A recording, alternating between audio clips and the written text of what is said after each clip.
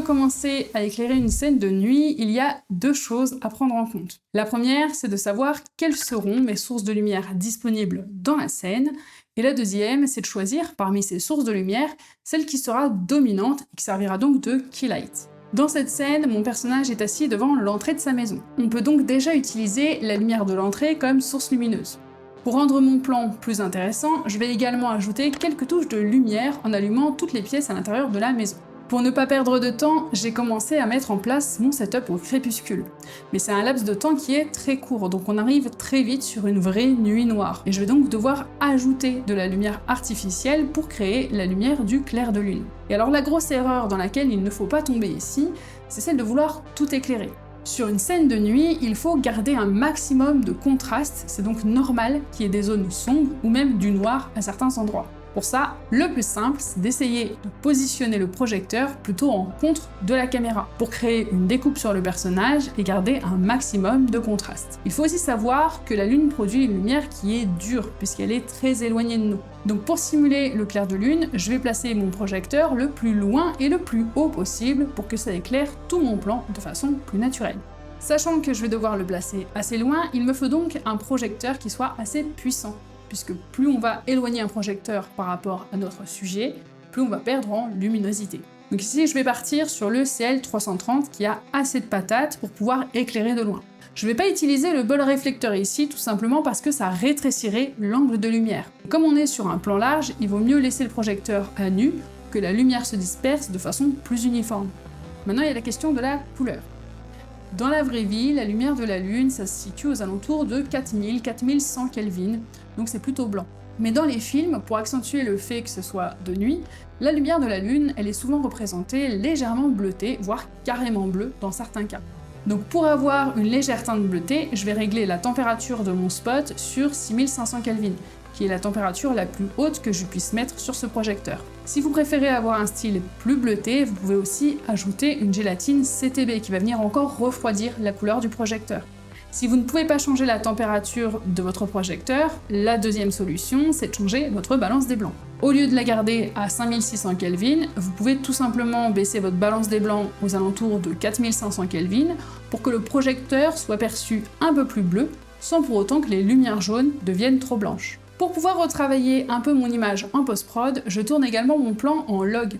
Et si vous vous demandez comment réussir votre exposition log dans ce genre de situation qui peut paraître un peu complexe, eh bien je viens justement de sortir une formation pour apprendre à bien exposer son log selon la situation. Vous apprendrez comment utiliser correctement votre waveform et vos false colors, mais aussi quel IRE choisir pour quelle situation. On verra ensemble des cas pratiques comme l'exposition d'un interview, de plans sombres ou même des plans de nuit. On abordera également la partie étalonnage. Alors si cette formation vous intéresse, le lien est dans la description et vous avez jusqu'au 30 août pour bénéficier du tarif de lancement à moins 40%. Reprenons avec le plan suivant. Je suis désormais sur un plan plus rapproché, donc on va pouvoir facilement placer une autre lumière hors champ. Ici, le but, ça va être de simuler la lumière de l'entrée qui n'est pas assez forte pour bien m'éclairer à elle seule. Je vais donc rajouter le Wonder W100 au-dessus de moi avec le dôme de diffusion pour légèrement adoucir la lumière. Je vais tout simplement le placer au même endroit que la lumière de l'entrée, avec une température de couleur de 3200 Kelvin pour avoir une lumière bien jaune qui correspond à celle de l'ampoule. Enfin, pour créer le changement d'ambiance dû aux éclairs qui apparaissent dans le ciel, j'ai besoin d'un projecteur RVB, comme le CL220R, qui me permet de créer un effet d'orage et de choisir la couleur que je souhaite. Ma scène étant inspirée de la série Stranger Things, je pars donc sur du rouge. Ici encore, je vais placer mon projecteur assez loin et en hauteur, en changeant seulement sa position pour créer une différence avec la lumière de la Lune, ce qui va m'être très utile pour le prochain plan. En effet, si je positionne mes deux spots au même endroit, je vais perdre tout mon contraste.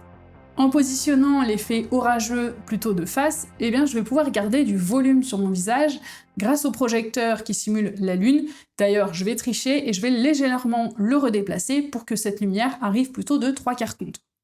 La lumière à l'intérieur de la maison me permet également de rajouter de nouveau une touche lumineuse en arrière-plan, pour ne pas avoir un fond qui soit totalement noir. Si on récapitule, lorsque vous voulez tourner des plans en extérieur de nuit, il faut toujours essayer de trouver une source de lumière qui pourrait être présente naturellement dans la scène. Une lampe torche, un lampadaire, un phare de voiture, tout ce qui peut venir ajouter des points lumineux dans votre plan. La deuxième chose à retenir, c'est d'éloigner le plus possible l'éclairage qui sert à simuler la lune.